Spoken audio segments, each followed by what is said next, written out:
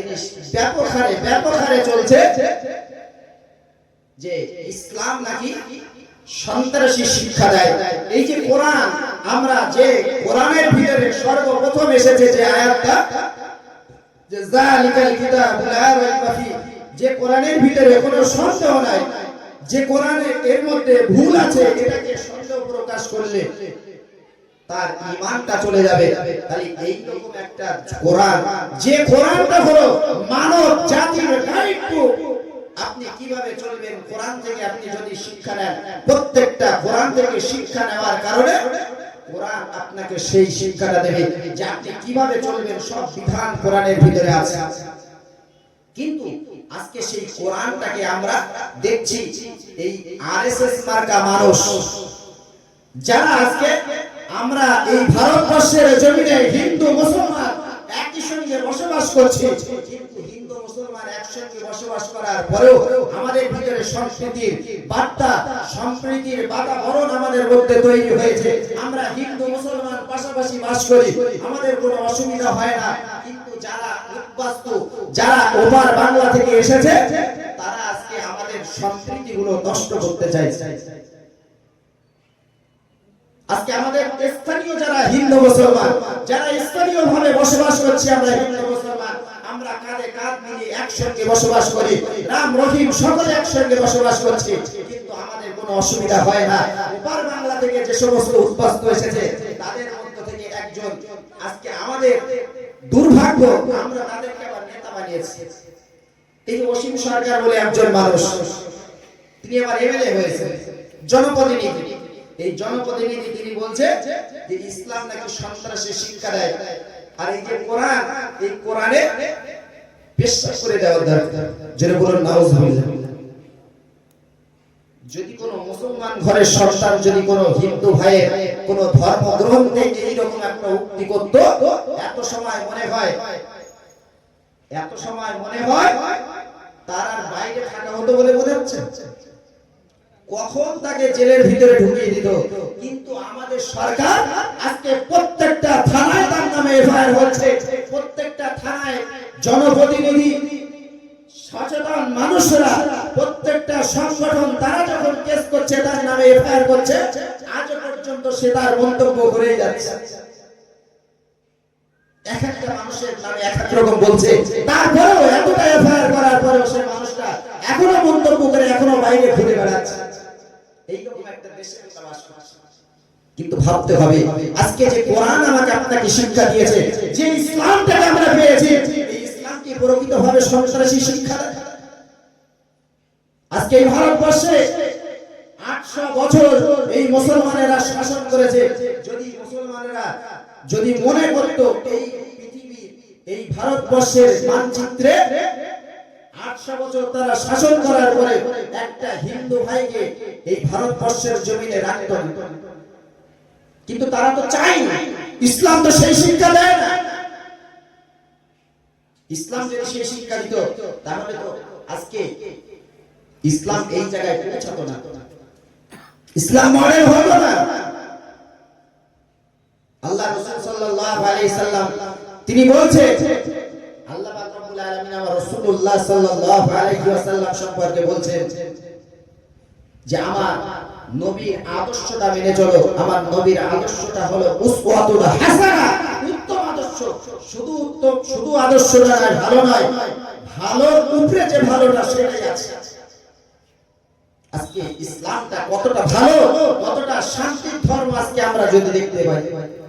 আল্লাহ রাসূল সাল্লাল্লাহু আলাইহি সাল্লাম অভাবের কারণে একটা মানুষের কাছ থেকে কিছু টাকা ধার নিয়েছেন, আর এই টাকাটা নেওয়ার পরে বিশ্বনবী সাল্লাল্লাহু আলাইহি ওয়াসাল্লাম ধরেন এক সপ্তাহের জন্য যে টাকাটা নিয়েছেন, আর এক সপ্তাহ পুরার আগে ধরেন আজকে রবিবার নিয়েছে, আগামী রবিবারে দেবে, কিন্তু রবিবারের আগে বুধবার কিংবা বৃহস্পতিবার, মানে 2-3 দিন হয়েছে, সেই টাইমে এসে হাজির হয়েছে, হুজুর আমাকে টাকাটা দেন।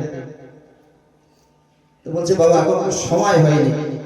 না, তোমার চরিত্র খারাপ, তোমার কথাবার্তা ঠিক নেই, তোমার কথাবার্তার দাম নেই, এরকম করে ব্যবহারে মেজাজ দিচ্ছে। আচ্ছা, এরকম হলে আমরা কি করতাম? সময়টা কতদিন? এক সপ্তাহ সময়, এক সপ্তাহ সময়ের আগে এসে 2-3 দিন বাকি তখন এসে টাকা যাচ্ছে, আমরা হলে কি করতাম? তো মসজিদ তো আগে না, আজান তো অটোমেটিক হচ্ছে, তা কি করে নিকটে মসজিদ না?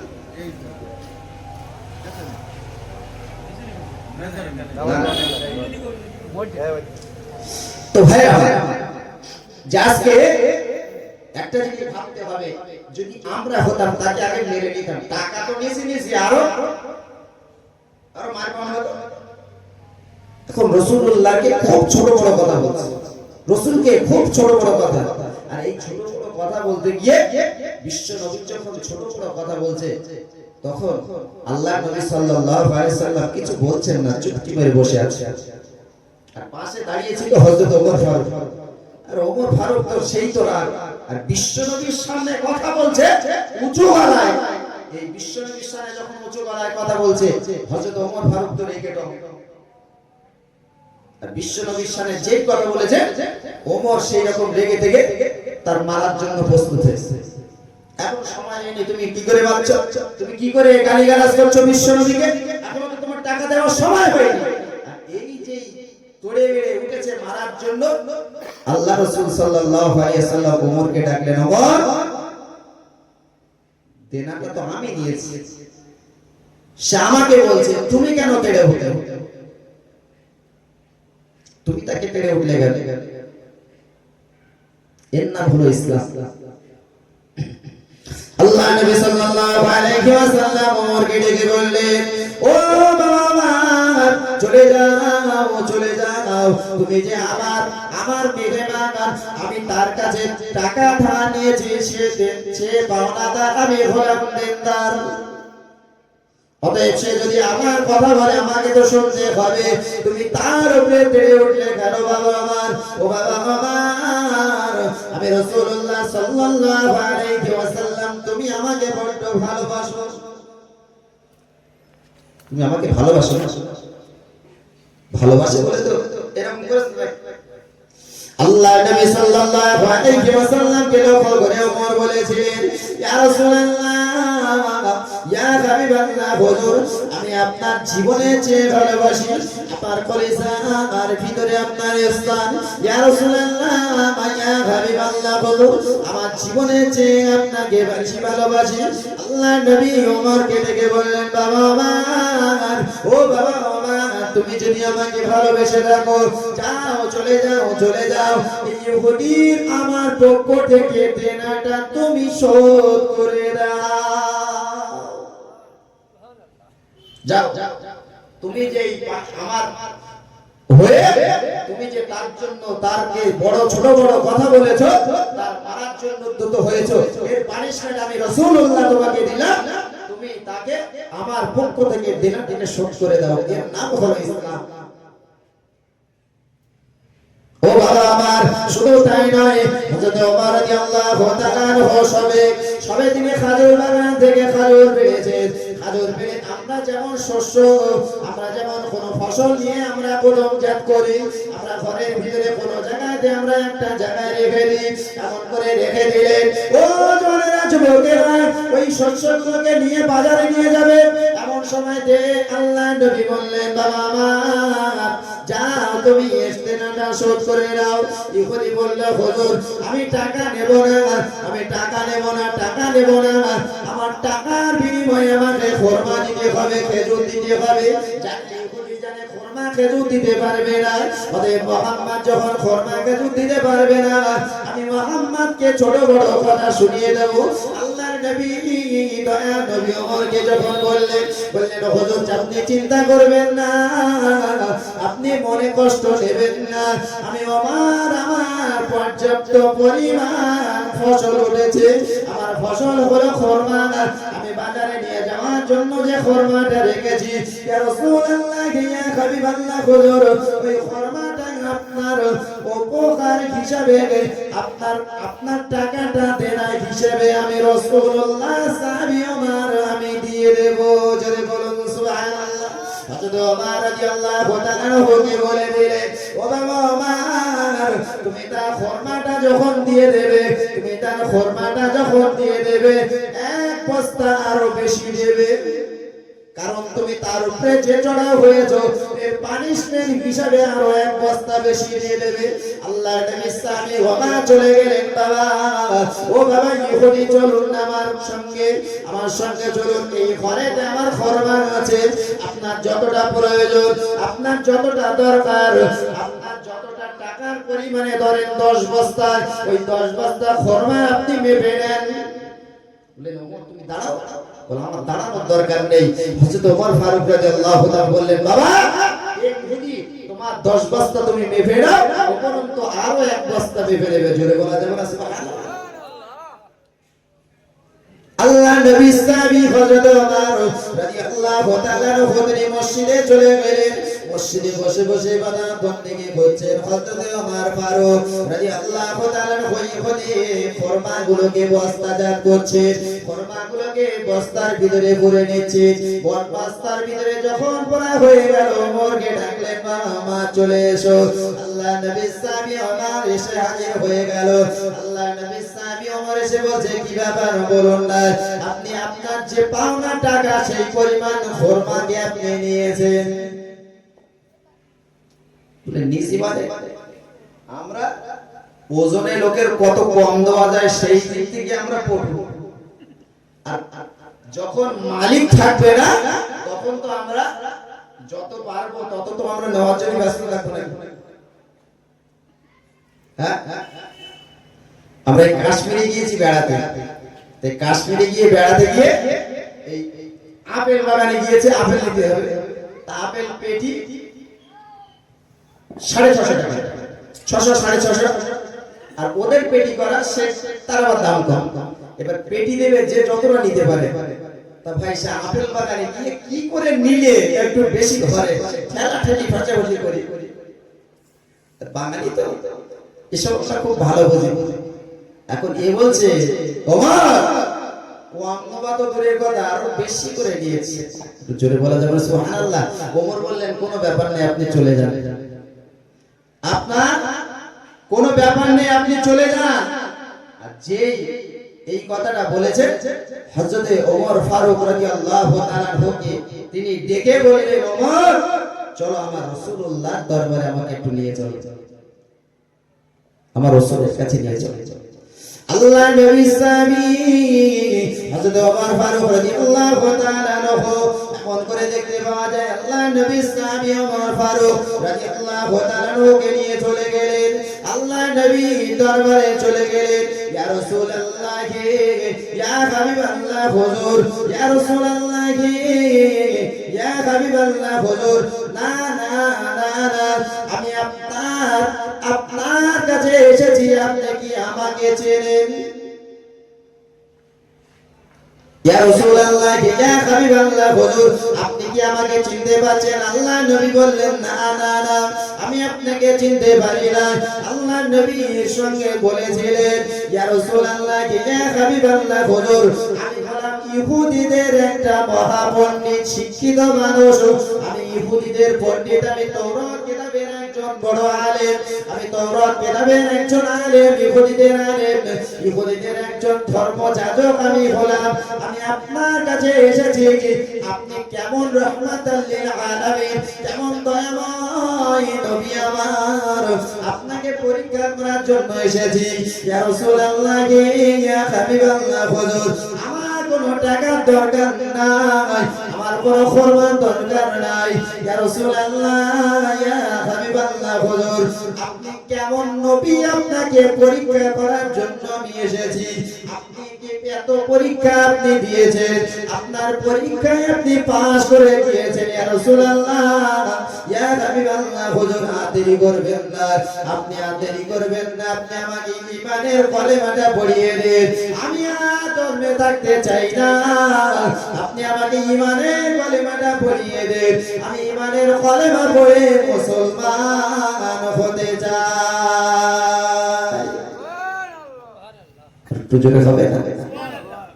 আজকে যদি রাসূল ওই জায়গাতে প্রতিবাদ করতেন, রাসূল যদি তাকে মারতে, রাসূল যদি তাকে ছোট বড় কথা বলতে, তাহলে ইসলামটা এত প্রসারী হতো? আল্লাহ নবী এই সময়তে বললেন, বাবা তুমি যে একজন তাওরাত কিতাবের একজন আলেম, তুমি আমাকে পরীক্ষা নিয়েছো বাবা। ইসলাম তো আমাকে এই শিক্ষাটা দেয় না কাউকে কোনো দেনাদার, আমি হলাম দেনদার, তুমি হলে পাওনাদার, তোমার টাকা আমি নিয়েছি। ইসলাম তো আমাকে এই শিক্ষাটা দেয় না, যে ইসলাম এই শিক্ষাটা দেয়নি যে তোমার উপরে কটু কথা বলবো। ও বাবা পড়ে নাও কালেমা লা ইলাহা ইল্লাল্লাহু মুহাম্মাদুর রাসূলুল্লাহ।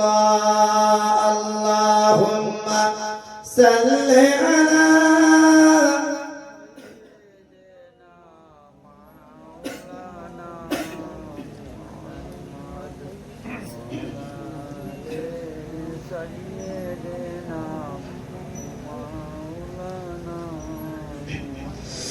रहमत आलम नबी नूर मुज़स्सम, रहमत आलम नबी नूर मुज़स्सम।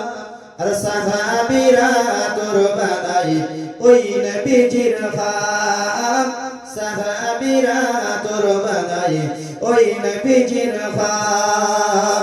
रहमत आलम नबी नूर मुज़स्सम, আর সাহাবীরা তোর বানাই ওই নবীজির খাম, সাহাবীরা তোর বানাই ওই নবীজির খাম। উস্তনে হান্নানা একটি, উস্তনে হান্নানা একটি খাজুর গাছের নাম, আর যাকে ধরে খুতবা দিতেন আমায় রাসূল আকরাম। জোরে বলুন সুবহানাল্লাহ। উস্তনে হান্নানা একটি খাজুর গাছের নাম, আর যাকে ধরে খুতবা দিতেন আমায় রাসূল আকরাম, যাকে ধরে খুতবা দিতেন আমায় রাসূল আকরাম। নবীর বিরহে গাছ কাঁদিতে রহে, নবীর বিরহে গাছ কাঁদিতে রহে, তাই না দেখে হতবাক সাহাবায়ে কিরাম। रहमत आलम नबी नूर मुज़स्सम, আর সাহাবীরা তোর বানাই ওই নবীজির খাম, সাহাবীরা তোর বানাই ওই নবীজির খাম। আল্লাহুম্মা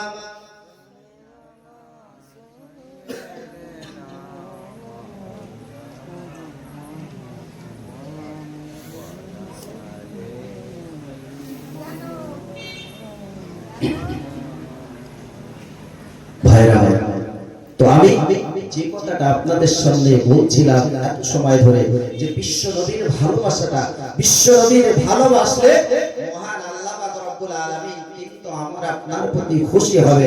আর যদি আমার আপনার প্রতি খুশি হয়ে যায়, তাহলে তার দয়ার জান্নাত তিনি আমাদের এমনি এমনি তো দিয়ে দেবেন। কিন্তু সেই ভালোবাসা তো দেখাতে হবে। আজকে ইসলাম এতটা এতটা মর্যাদা দিয়েছে মানুষকে, ইসলাম এতটা মানুষকে নম্রতা শিখিয়েছে, ইসলাম এতটা ভদ্রতা শিখিয়েছে, ইসলাম এতটা মানুষের নম্রতা ভদ্রতা দেখানোর কারণে ইসলামটাকে আজকে এই জায়গাতে আমরা পেয়েছি। এমনি এমনি আসে না। যদি ইসলাম আজকে তলোয়ার ধরানো শেখাতো, ইসলাম যদি আজকে মানুষকে মারা শেখাতো, তাহলে ইসলাম এই জায়গাতে আসতো না। কোরআনে শুধু কোরআনের একটা আয়াত দেখলে হবে না, তার আগে কি আছে পরে কি আছে সেটা দেখতে হবে। যদি কেউ বাংলা কোরআন শরীফ পড়ে আর বাংলা কোরআন শরীফের মধ্যে আছে ওয়ালা তাকরাবুস সালাহ, তোমরা নামাজের ধারে বাঁকে যেও না। আচ্ছা, নামাজের ধারে বাঁকে যেও না মানে তার মানে কি নামাজ পড়তে বলেছে নাকি? তাহলে যারা নামাজ পড়ে না এরা যদি এই আয়াতটা দেখে তাহলে তারা কি মনে করবে? আরে কোরআন শরীফে আছে নামাজ না পড়লেও অসুবিধা নেই, কারণ আল্লাহ তো নিজেই বলেছেন ওয়ালা তাকরাবুস সালাত, তোমরা নামাজের ধারে বাগে যাও না। তোমরা তো নামাজ পড়তে পারো কি তাই আছে? কিন্তু তারপরে আছে ওয়া আনতুম সুকারা, যখন তোমরা নেশা অবস্থায় থাকবে, মদক্ত অবস্থায় থাকবে, যখন তোমার ব্রেনটা ঠিক থাকবে না, তুমি মদ পান করে তোমার ব্রেনটা যখন ঠিক থাকবে না, ওই মদ্যপায়ী অবস্থায় তুমি যেন নেশাগ্রস্ত অবস্থায় নামাজের ধারে বাগে যেও না।